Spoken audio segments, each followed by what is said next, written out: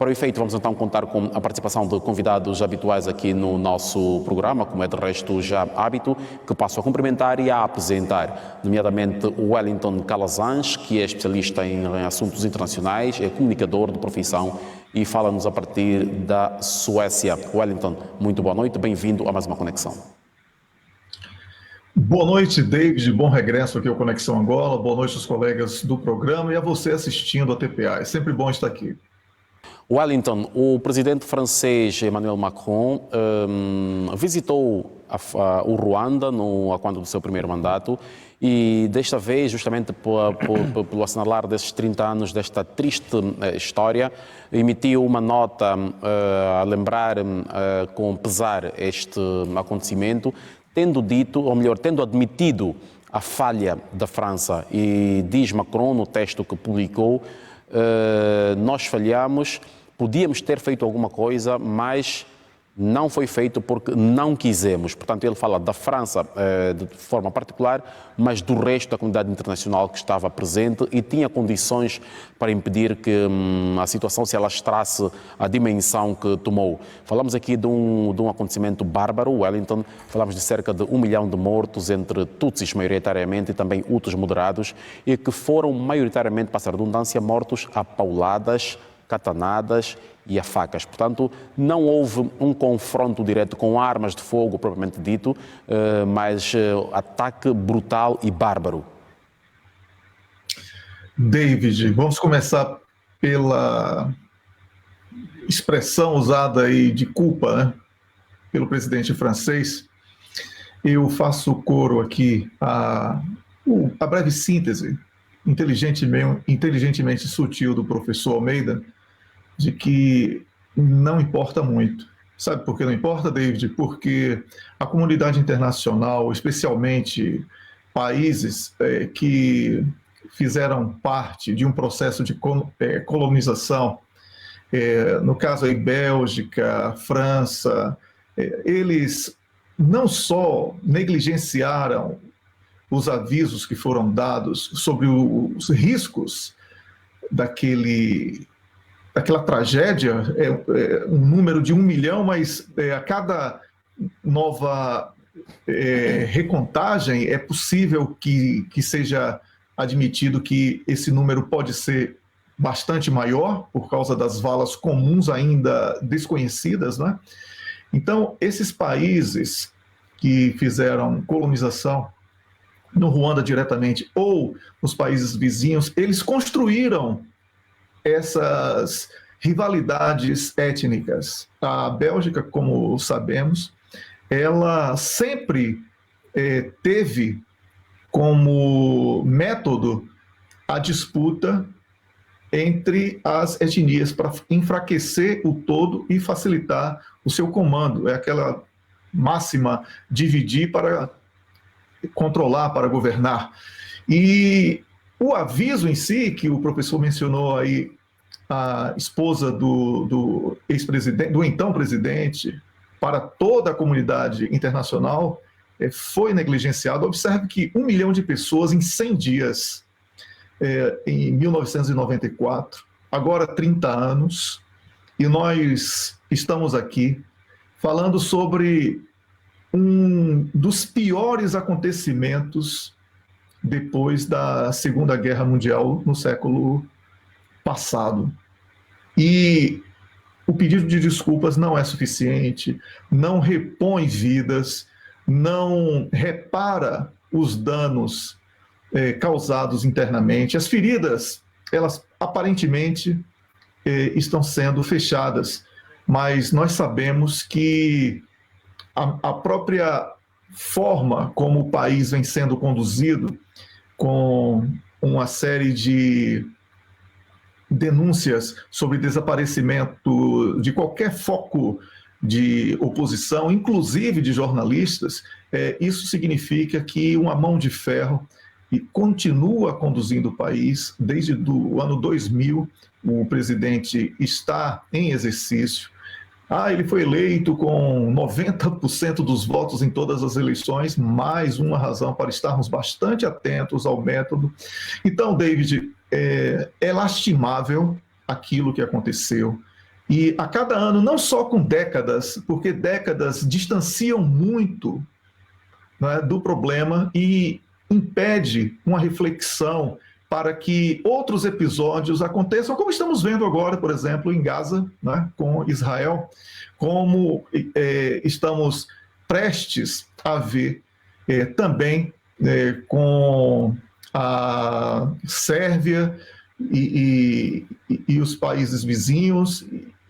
Enfim, são fenômenos que estão explicitamente anunciados e que podem ser evitados, mas a comunidade internacional negligencia. E esse caso específico de Ruanda chega a preocupar a todos nós pela incapacidade da comunidade internacional de trabalhar de forma profilática, preventiva. E episódios como este, que estamos aqui comentando, que poderiam ser evitados, eles acabam por entrar na história como uma tragédia que poderia ter sido evitada, mas que, lamentavelmente, cabe às gerações futuras apenas a contagem de mortos e também o lamento por algo tão dramático como aquele episódio. Então, David, é importante que os países africanos dialoguem com Ruanda, apontando caminhos africanos, porque a ocidentalização do Ruanda é perigoso, não só para a região, mas para o continente como um todo. É uma espécie de laboratório o que está acontecendo com Ruanda na atualidade. A forma como Ruanda procede no leste da República Democrática do Congo é também preocupante. Já vem acontecendo ali muitas perdas de vida ao longo dos últimos anos, e Ruanda tem uma culpa direta nisso. Angola tem cumprido um papel excelente de tentativa de diálogo entre os presidentes do Ruanda e da RDC, e este fenômeno que aconteceu há 30 anos no Ruanda pode sim servir como um alerta para que seja evitada uma tragédia muito grande também no leste da República Democrática do Congo. Já que não podemos, David, ficar apenas lamentando o que aconteceu, que essa experiência sirva para que seja evitada uma nova tragédia evitando Ruanda. Ou melhor, incluindo Ruanda. Obrigado, Wellington.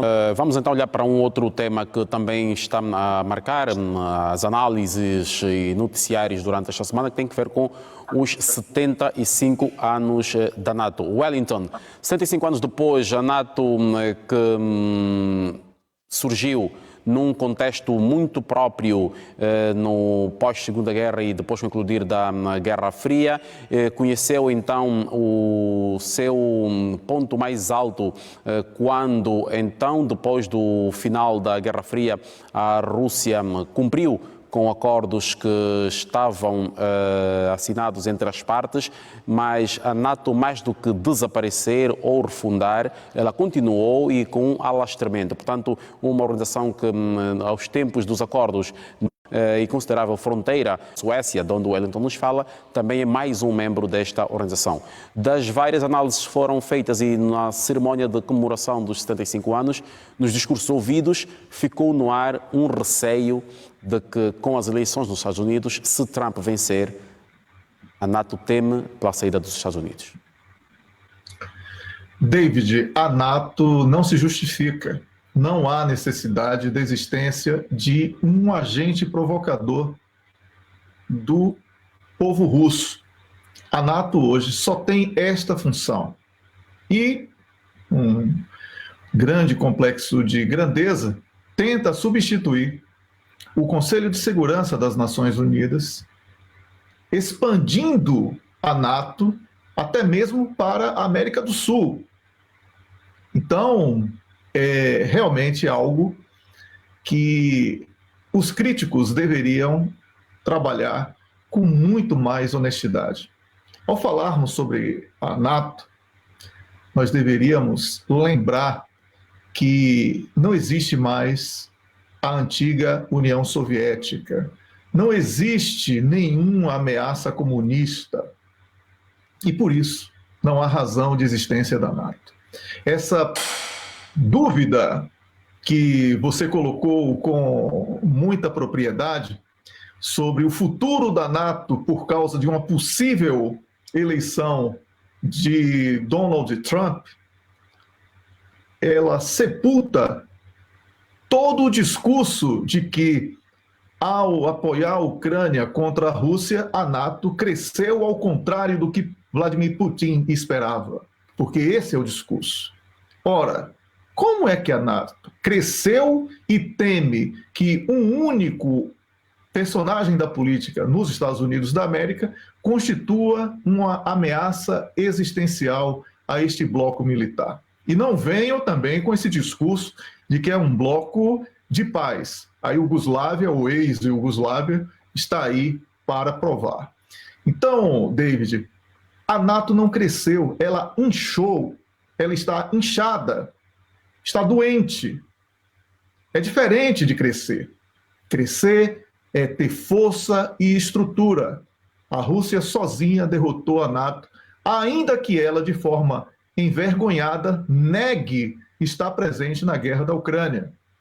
Então, não há razões para a celebração de 75 anos das da Organização do Tratado do Atlântico Norte, a NATO, porque ela não tem utilidade, porque ela tenta apenas servir de agente de provocação para demonização da Rússia e produção de instabilidade na tentativa vã de dividir a Rússia em 17 frágeis estados para exploração dos inúmeros recursos ali existentes. Então, tudo o que se fala sobre crescimento da NATO é uma grande mentira. A NATO não oferece aos países a segurança que promete.